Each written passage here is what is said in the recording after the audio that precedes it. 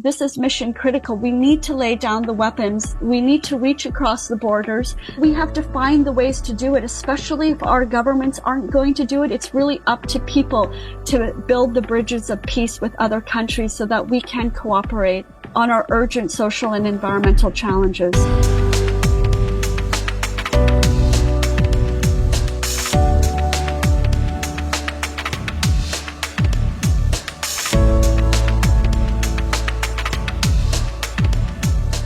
Over $2 trillion are spent annually to equip military operations and provide armaments for horrific wars like those we're seeing in Gaza and Israel and the Ukraine. As thousands flee and are killed in the bombings, cities and critical infrastructures, ecosystems are being destroyed, pouring millions of tons of greenhouse gases into the air, polluting land and water, and increasing vulnerability to catastrophic floods, droughts, and diseases as the climate crisis worsens. The real battle is the struggle to save life on our planet. To do that, we must first stop destroying it. My guests today advocate for an end to militarization and nuclear armaments. Dr. Kati Juva has been involved with the Physicians for Social Responsibility in Finland for 40 years. She's co-president of the International Physicians for the Prevention of Nuclear War and a coordinator for the International Campaign Against Nuclear Weapons in Finland. Tamara Lawrence is the founder and executive director and former executive director of the Nova Scotia Environmental Network. She's a member of the Canadian Voice of Women for Peace and the Women's International League for Peace and Freedom. Her PhD thesis is on climate and environmental impacts of the military. She's also on the advisory committee of the Global Network Against Weapons and Nuclear Power in Space and the No to NATO Network. Welcome to you both. Where are we with the military and the climate? Well, if I can begin by just saying that we are not on track as a global community to meet the Paris Agreement. We are seeing emissions increasing, and we're seeing military expenditures increasing as well. And those things are related.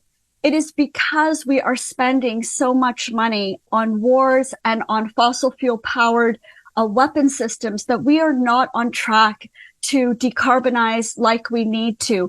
So the issue of military emissions and military expenditures is really so critical to include in our conversation in talking about the climate emergency and how we deal with it. Yeah, I really agree with Tamara that one of the big problems in climate work is military spending and military operations in the world, such that they are all the time destroying the environment, both locally and then internationally. And if you think that how much fossils all these fighters use, it's amazing that they are not even usually counted in the agreements of getting things carbon free and such, that you can have companies and you can have states to say that we are trying to diminish our carbon footprints, but that doesn't have anything to do with the military, and they are all the time expanding this arms race. It's a priority in our national budgets. The defense budget is nobody can touch it. And many of the carbon footprints are hidden. The U.S. has equipment all over the world, has 800 stations around the world. I think it's 566,000 buildings that are all emitting carbon, and they're not included in the figures. China doesn't give us any figures. So the impact of it is very hard to really tease out. We know it's immense. And we know that it's sort of the sacred cow, for some reason, of all nations to not touch the military. It's the most important thing to us, sadly. How do we change that?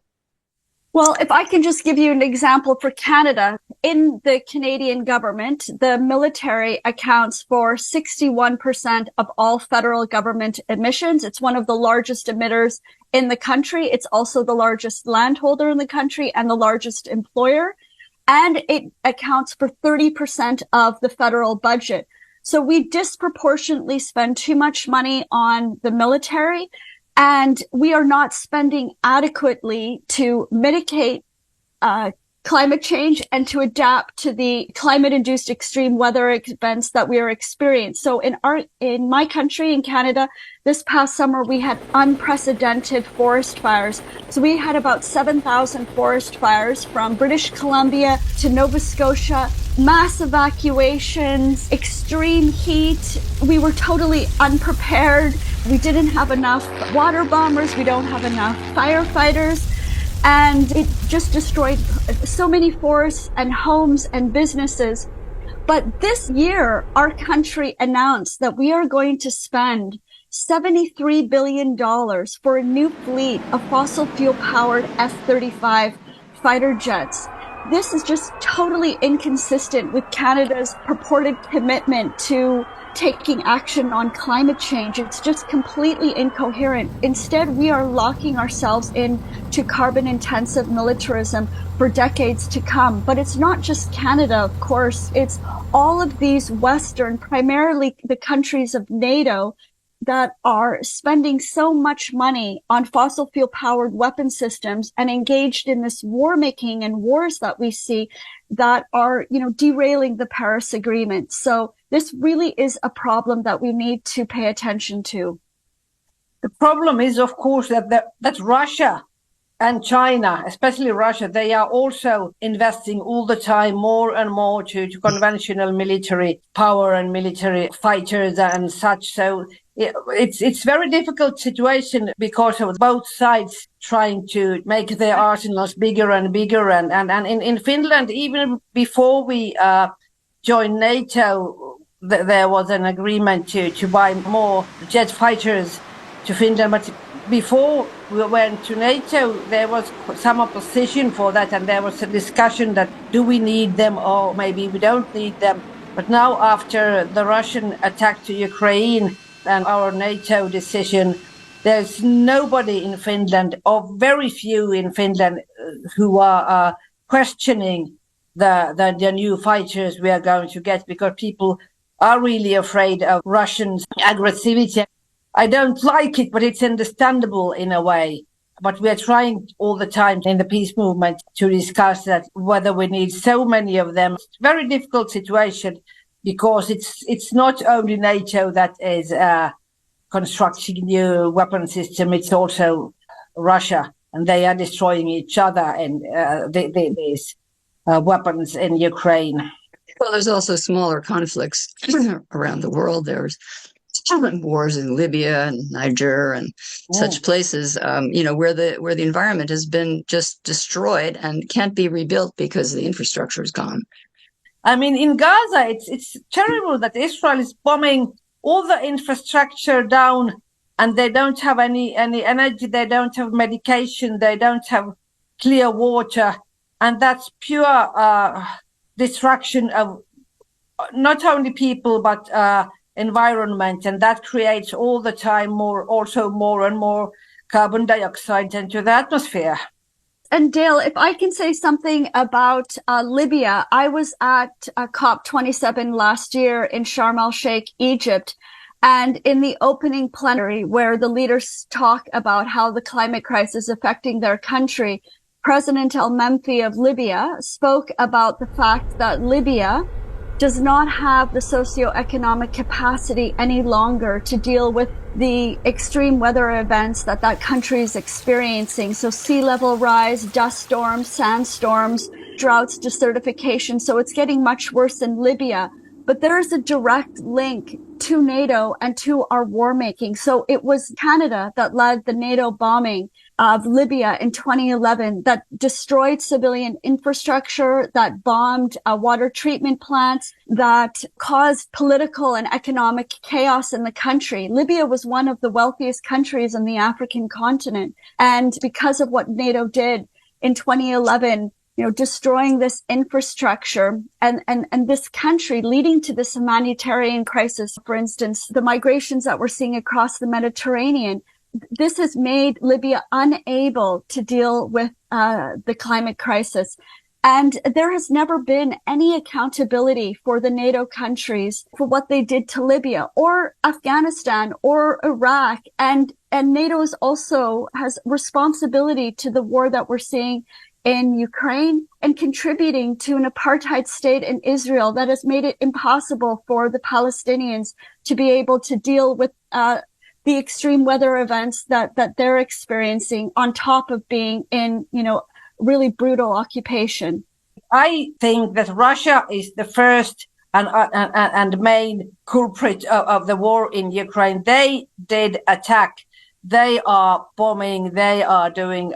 I know it's problematic that what NATO has also done, but I never would say that NATO is the reason for the Ukrainian war and Russia is just a victim. I do keep Russia as responsible, but I don't know whether this is now the good discussion now, but I just wanted to say, because you said that NATO is responsible.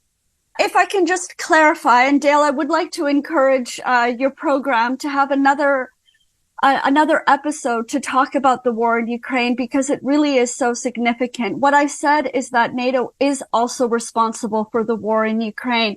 And what's really important to understand is that in March of this year, the Intergovernmental Panel on Climate Change came out with their 6th assessment report talking about the state of the climate crisis. And what they said that is in that report, and I encourage everybody to read it, is that at our current level of emissions, we are on track to reaching 3 to 5 degrees of global mean temperature rise in 70 years by 2100 at the end of the century. Right now, we are experiencing, out of control forest fires, extreme heat, and extreme drought. In fact, they're calling it in the United States mega drought and mega fires because they're so extreme. And so it is absolutely urgent that we reduce our emissions, decarbonize. But that synthesis report that came out in March, the very last paragraph says, in order for us to have ambitious climate mitigation, adaptation, and resilience, we must have international cooperation as a crucial enabler. International cooperation means working with all countries.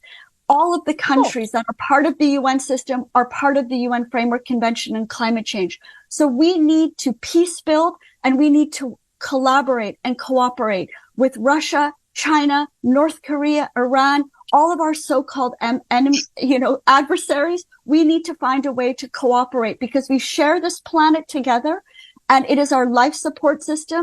And we need to find a way to end the wars, end the enmity, and to work together to save our planet. What is very, very problematic now, and which has been problematic for nearly 10 years, that all the international agreements of disarmament and keeping the nuclear or other arsenals of weapons down, they have all gone out, mainly because of Russia, but also because of NATO or Trump. You're very right that what we do need is some kind of a cooperation between these countries, because when there are so many conflicts and so many wars, it's very difficult to get these aggressive states in both sides to diminish their military arsenals. And we really need United Nations. We need to get back to the system that we make agreements and we have disarmament agreements. We used to have so many, but also it's very clear that many of the wars are, of course, from for resources and for natural resources. If you think of what's happening in Israel and Palestine, the main problem has all the time been water, clean water, and who could get the clean water. And what's happened in the West Bank is very much so that these Israeli settlements, they are controlling all the water and then making the Palestinian people and their agriculture very difficult. Environment and wars, they are very much intermingled all the time. That's true.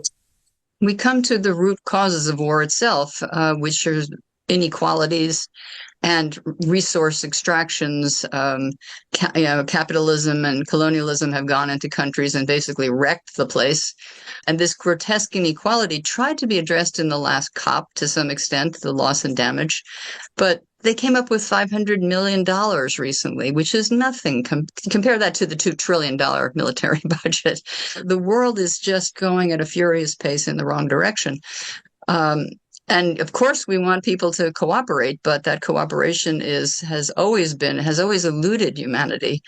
It requires a kind of behavioral, emotional, spiritual shift that is difficult to achieve. It requires diplomacy to be more active, and not just to come up with these pretty agreements that have no teeth.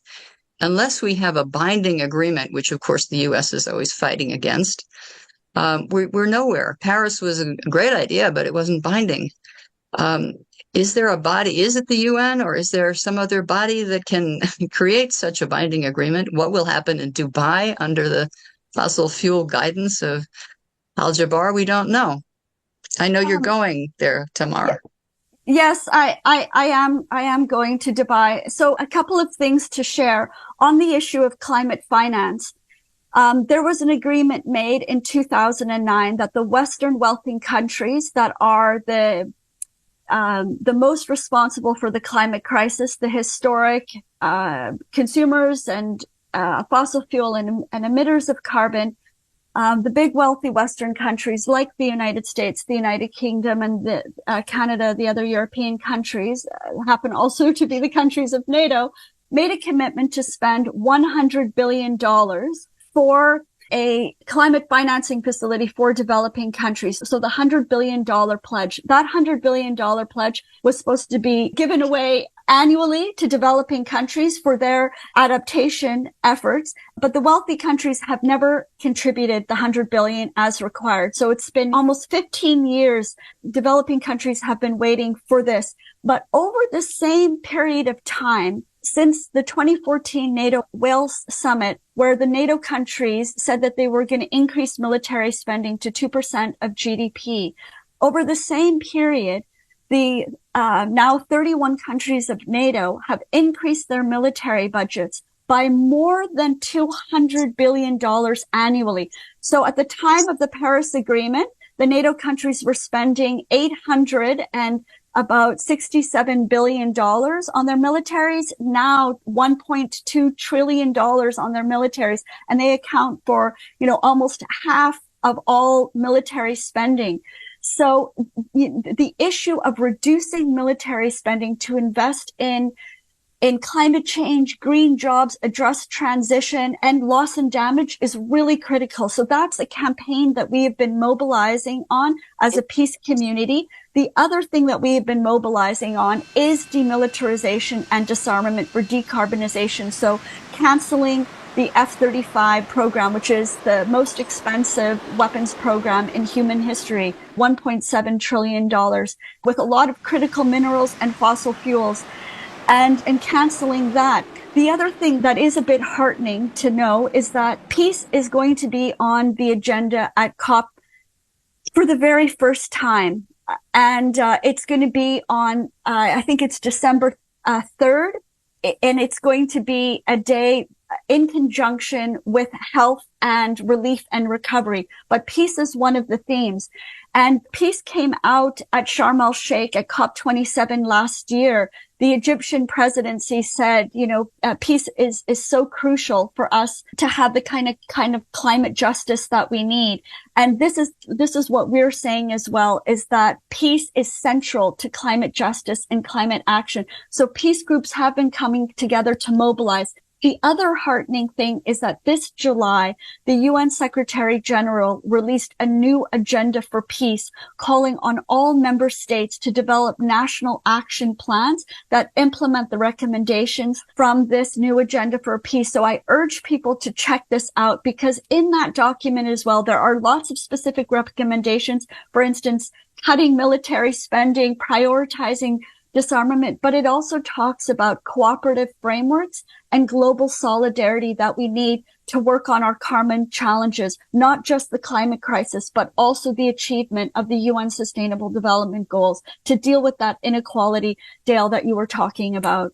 Yeah, I think one thing what is important here is to think that security, which is something that nations and people both want to have, and now in the world is very insecure, both because of the peace is at stake and the climate is in terrible situation.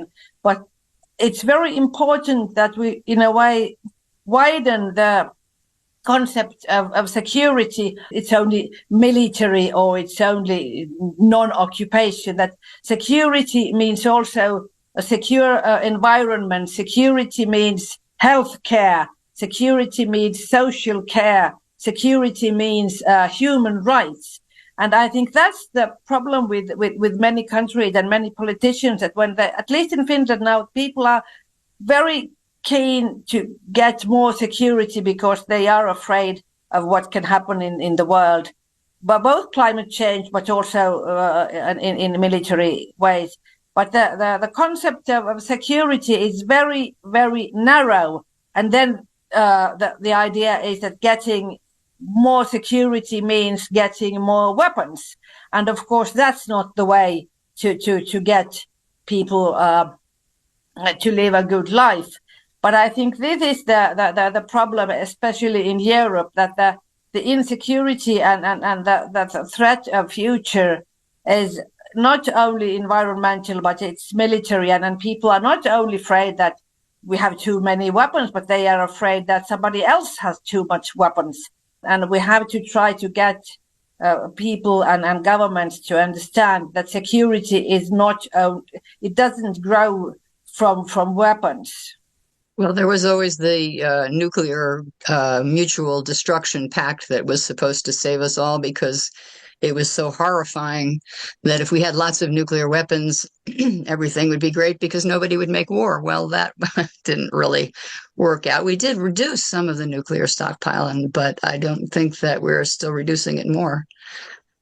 Yeah, that's the problem, that the idea of deterrence, everybody has nuclear weapons, nobody dares to use them, but actually it has enabled these so-called lower conflicts that nuclear power can attack anyone they want to, because nobody dares to stop them. And that's also what has happened in Ukraine.